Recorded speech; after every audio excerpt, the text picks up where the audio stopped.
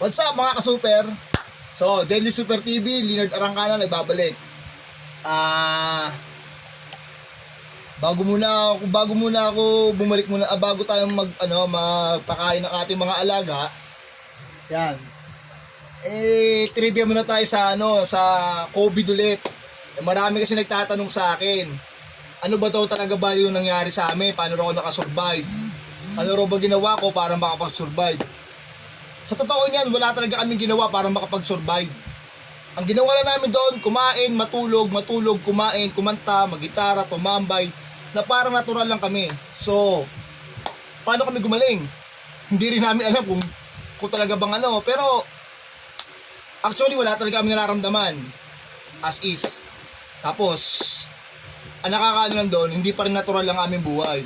Bumalik man kami, pero ganun pa rin, parang tingin pa rin sa amin, may mga sakit pa rin kami. Pero okay lang, nauunawaan ko sila kasi di nila alam kung ano talaga tong COVID-19 eh. Sa totoo lang talaga, matakot kayo pagka ang lagnat is 4 days pataas. Mataas yung lagnat, talaga yung di makatayo, yun ang nakakatakot sa COVID.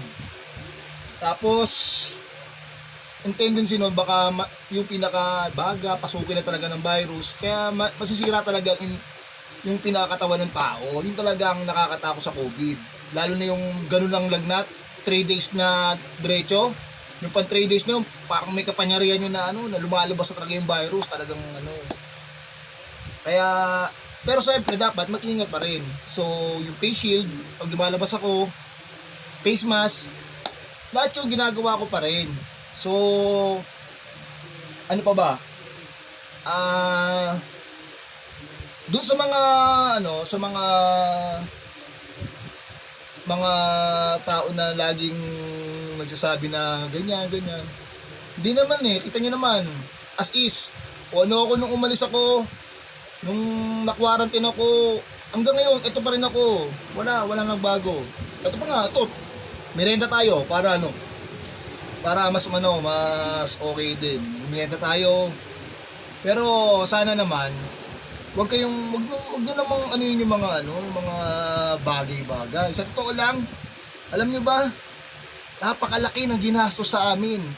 Ito papakita ko sa inyo, estimate ng ginastos sa amin. Ito. Ayan. Nakita nyo?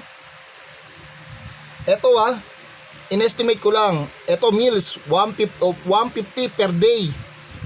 3 beses kami kakain sa isang araw, so 450. Yung vitamins ko pero walang binigay sa amin. Pero syempre pagka nagkaroon ng liquidation yan, automatic may vitamins na binigay sa amin Di naman sa 100. Facility namin, may aircon, libre kuryente, tubig, may mga doon, may mga naglilinis. Sa tingin niyo ba wala silang babayaran doon? Syempre meron yun, ipagpalagay natin 500. Tapos yung manpower, gaya sinabi ko, may mga naglilinis, yung mga utility workers, di ba? Mga nurses, pagpalagay mo 500 din. Tapos yung check-up kunyari, chinek up kami, pero talagang wala naman. 500 ulit. So, lumabas 2,050. I-times mo sa 14 days ng kalokohan. Ayan, nalalabas 28,700. Kung binigyan lang kami kahit 8,000 kahit 20 days hindi namin mauubos yung 8,000, nandoon kami sa loob ng bahay lang, di ba? O di ang laki pa magiging tipid nila, 20,000. Ayun ang sinasabi ko. Kaya media, please naman, huwag naman puro balita na nakakatakot, kasi kawawa din yung mga nagpapasin, bakala tuloy ng mga kapitbahay nila, talagang malala talaga. Alamin niyo yan. Pero ito maiba naman tayo, huwag naman puro tayo COVID.